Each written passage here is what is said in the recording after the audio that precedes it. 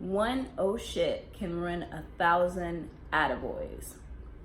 My dad said that this means that anytime you do something well, that's an attaboy. You do a good job, you're proud of yourself, like something goes right, that's an attaboy. And when something goes wrong, that's an OS moment. And in those moments, we tend to feel shame and guilty and frustrated. So if we don't learn how to take those OS moments and turn them into attaboys, we could be left feeling a lot of shame and guilt because it's really easy to have those OS moments. And it's, depending on your standards, can be real tough to have an attaboy. I'm Latia, and my mission in life is freedom, personal freedom, not living, feeling trapped or caged, to live your best life and really not to settle in any area of your life. And growing up, I always felt like I didn't quite belong. I felt like more like a boy on the inside than a girl, but it was in pursuit of being the boy my dad never had. So it's really fascinating how I grew up, and I'm exploring that with you too. So my dad is a bit of a perfectionist, and he has very high standards in life.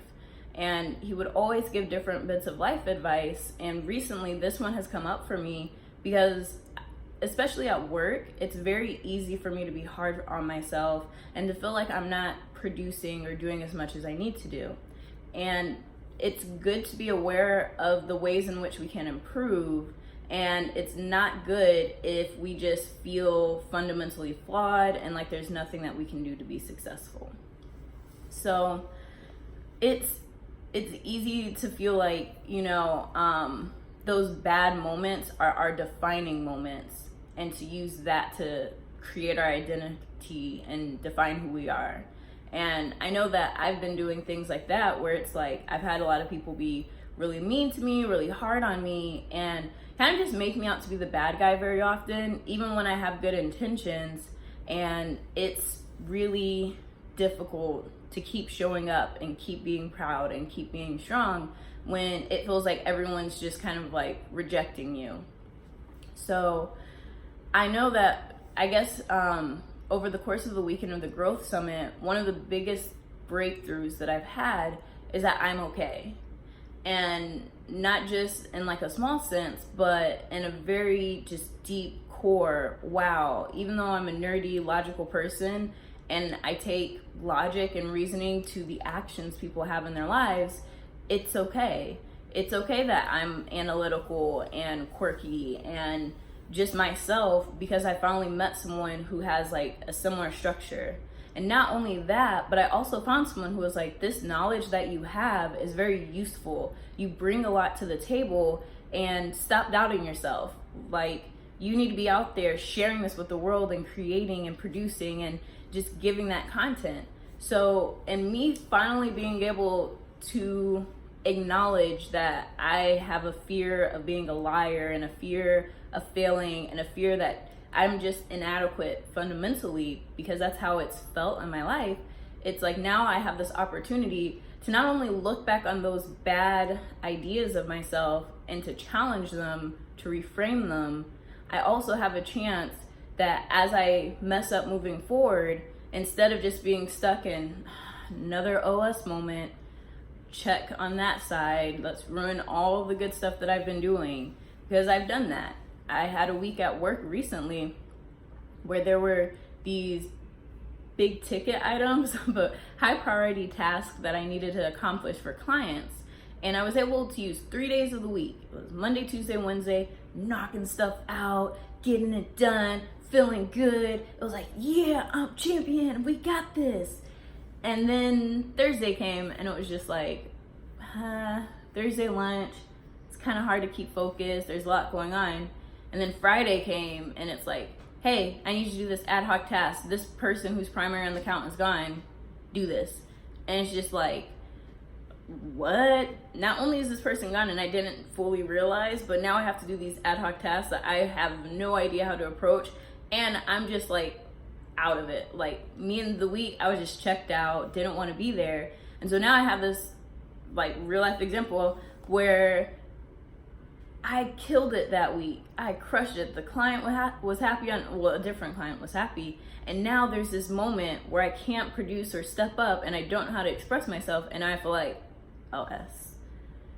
I messed up. I felt so bad. And it was just like really difficult to be present and get stuff done. And it just felt awful.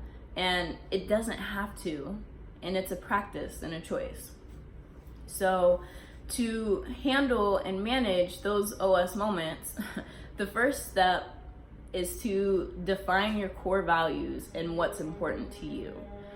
I would like to start there because when we have our own internal reference point for who we are, how we behave, how we want to show up, one, we can be intentional in how we move forward, and then two, we have a standard by which to judge ourselves by ourselves from. Because most of the times those OS moments come up when it feels like we're not meeting the expectation of another, or someone else is the one who's going OS. So for me, I tend to read into what people say and do very deeply. So in those moments where someone's, pinging me and it's like, okay, I get a point because I responded in a timely manner as requested by someone. But then within 30 minutes, there's do you have an update? That's a ding, because it's like, what? No, I don't have an update. I'm just letting you know that there's stuff. Like, fortunately, I'm looking into it, but you're not supposed to assume that I'm taking action because I respond to you, but that's what you do, even though this person said that you wouldn't. So now it's like, this internal conflict where it's like, I'm starting to feel like I'm getting dinged, I'm not showing up, this is not an attaboy at all. It's just failure, which isn't fun. So when you define those core values, it's like, did I act with integrity with who I am, what I'm trying to accomplish, and how I want to show up in the world?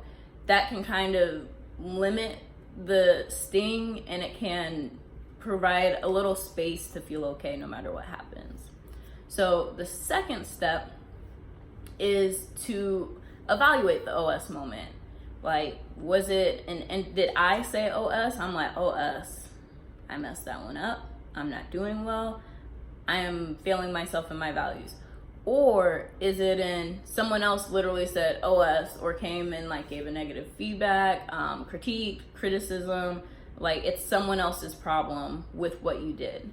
So depending on the two, depends on like the options. Well, they both kind of like if it's internally motivated, the cause of it and the source, and you've done the work to understand. If someone else does it, that opens up a different path where there's a line of inquiry with the other person. What do they mean? What did I do? Was it an action-oriented thing? Like, did I do something that is causing this? Or was it a value assessment? Like, oh, you're just a jerk, or something. Like, was the feedback actionable or not actionable? Was like simple feedback, like, you suck, or wow, why'd you do that? Or just like, how much information did they give? And it's like, how important are they to you? Like, do you need this relationship? Do you want to have an attaboy from them? Do you want to stop these OS moments? And if so, then have a dialogue and an inquiry into it. Because then when you understand the behavior or how you are showing up that is creating the tension and this frustration on their end, then it's easier to understand, okay, now that I know that you do not like it when I do this thing, I can stop doing this thing. And I can be more aware moving forward. And there's definitely probably going to be times where you need to be corrected still, but at least now you understand, okay, I need to respond in this time, or I need to respond in this way, or it's what I did. Now, if it's the quality of what you did, where someone's like, that was aggressive, that was kind of hostile, that was a bit, you have a bad attitude, it's like, what actions made you think so? I may or may not be aware. This may or may not be something I care to fix, but at least there's more understanding than just this feeling of guilt and frustration. And then the third step is, with this information you learn, create new actions and new behaviors and give yourself credit, because instead of just having these OS moments where you just left feeling guilty, heavy, wrong, now you are empowered to take action to choose how you respond, to do a new thing so that other people are comfortable, so that you're comfortable, and you're honoring your core values. So my dad didn't get that in depth with the advice, and I wish he would have, because it's so easy to just feel down and depressed when it's like, wow, you know, you're right. One OS moment definitely ruins 1,000, if not more, attaboys. It's like, you know, a bad moment can ruin a great life because we get stuck in who we think we are based on this one thing we did. And I just want to just acknowledge that we can take action and we can choose a better path. So if you know your core values, if you take a moment to assess the OS moment, and then you create new actions or behaviors or habits based on those moments, then you're empowered instead of disempowered, because we have so much choice in this world and you're not static and stuck in one definition of yourself. So if you haven't checked out my Get Your Head Out Your Butt video, which is Keep It Simple Smarty Pants, and I'll be seeing you next time. I have a lot more advice and just to share on how can we live the best life that we can.